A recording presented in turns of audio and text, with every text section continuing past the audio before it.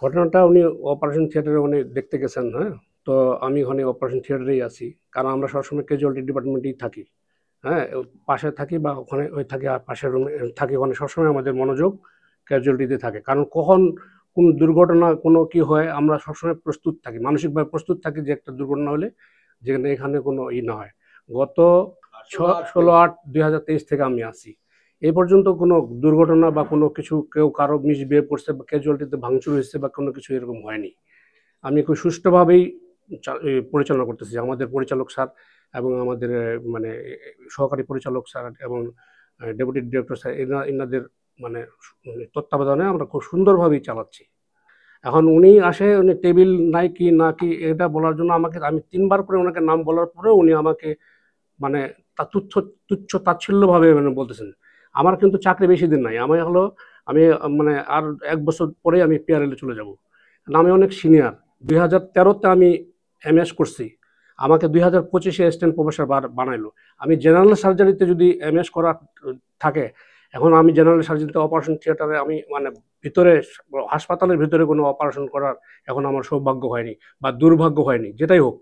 আমাদের যে এই যে আমার প্রেক্ষাপট, এটার জন্য দায়ী আমি মনে করি যে কর্তৃপক্ষের অবহেলা। মানে আমাদের এরকম করে আরও ম্যান পাওয়ার আছে যেগুলো আমরা কাজে লাগাতে ব্যর্থ। যে আমাদের সঠিক লোককে সঠিক জায়গায় কাজে আমরা দিতে পারি না। আমার গাইনি ডিপার্টমেন্টের ডাক্তার এখানে আবার জেনারেল এখানে আছে, তার উচিত গাইনি ডিপার্টমেন্টে কাজ করা। এইগুলো মিসম্যানেজমেন্ট যে পোস্টিংয়ের নামে এগুলো আমি দেখি যে আমার মানে আসলে মানে কি বলবো, স্বাস্থ্য সেবাটা পুরাটাই একটা করে উদ্ভট উটের পিঠে চলতেছে এরকম মনে হয় আমার কাছে। হ্যাঁ? যে আমি হেলথ সাব সেন্টার থেকে এ পর্যন্ত উঠে আসছি। সাব সেন্টারে দেখি যে কোনো ওষুধপত্র চুরি হয়ে যায়।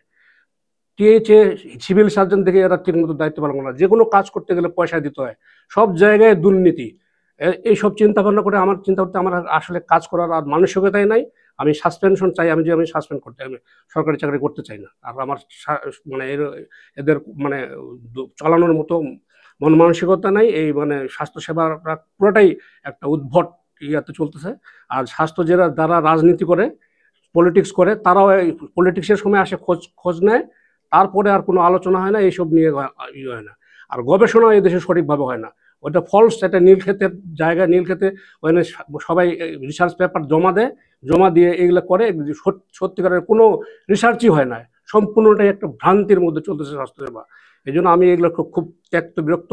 এবং এই লোকের ব্যবহার আরো আমি গুরুজনের মতো মনে করছিলাম যে আমাদেরকে গাইডলাইন দিবে। উনি আসে বলে যে এটা কি সেটা কি, এই মানে টুল কেন নাই নাই, এটা ব্যাপার। উনি বলছে আপনার কি কি দরকার, উনি যদি বলতো তাহলে আমি বলতাম যে স্যার আমাদের এরকম আরো এরকম দরকার, এরকম এরকম সমস্যা হলে আমরা আরো আপগ্রেডেড ভাবে কাজটা করতে পারি। আমি প্রতিদিন আসি, দিন রাত আসি, কোনো সমস্যা হলে রাত্রে ৩টার দিকে ৪টার দিকে ছুটে আসি। এগুলো কোনো মূল্যায়ন হয় না। উনি উনি বায়োমেট্রিক নিয়ে চিন্তা করে, বায়োমেট্রিক দিয়ে আমাদের কি ব্যাপার, ২৪ ঘন্টায় আমরা আসি, ২৪ ঘন্টায় আমরা রিলেটেড থাকি, এতদিন যাবত চিকিৎসায় জড়িত আছে। আমার বিহেভ শেখানো, আমার লাইফ শেষ, এখন আমার চাকরি শেষের দিকে। আজকে আমার ফ্রেন্ডরা সবগুলো প্রফেসর হয়ে গেছে বিভিন্ন সেক্টরে।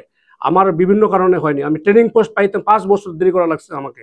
ট্রেনিং পোস্ট পাইতে ৫ বছর দেরি করতে হয়েছে আমাকে।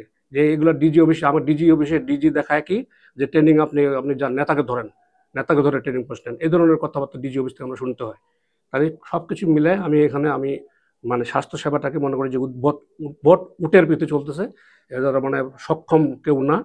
আমি এই জন্য আমার চাকরি আমার সাসপেনশন হলে আমি খুশি হই। আপনার সাথে মানে ওই বিভিন্ন বিষয়ে ভুল ত্রুটি ধরা শুরু করে দিল। এক পর্যায়ে বলল যে আপনার বিহেভই জানেন না। তারপরে আপনাদের একটা ট্রেনিং ছিল, ওইটাতে উনি আসেন নাই কথা দিয়ে। হ্যাঁ, কথা দিয়ে উনি ২ বার উনি ১ম দিন উদ্বোধনের করার কথা ছিল এবং শেষের দিকে ওই দিনও আসেননি।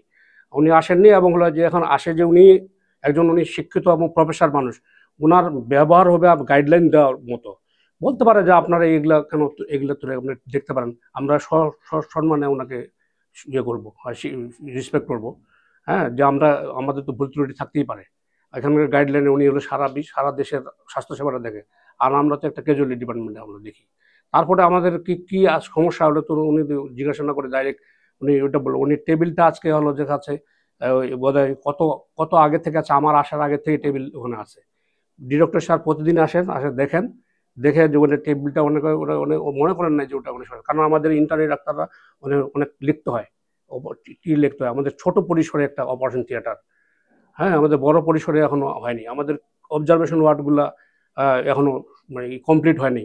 সবকিছু মিলে আমাদের ডাক্তারদের বসার জায়গা নেই, ডাক্তার আমরা কোথায় বসবো এরকম ডাক্তার আমরা ওখানে সাফিসিয়েন্ট প্লেস নাই, একই রুমে সব ডাক্তার বসে, বাথরুম নাই ওখানে থাকার ডাক্তারদের, তাদের ক্রাইসিস।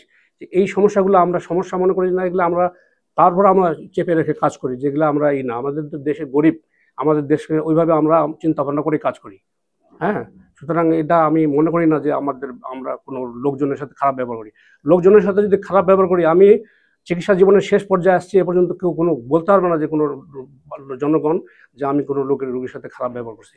আমি ছোট হইতে বড় হইতে সবাইকে তার প্রাপ্য সম্মানটা দিয়েই আমি চিকিৎসা শুরু করি, সালাম দিয়েই আমি চিকিৎসা শুরু করি।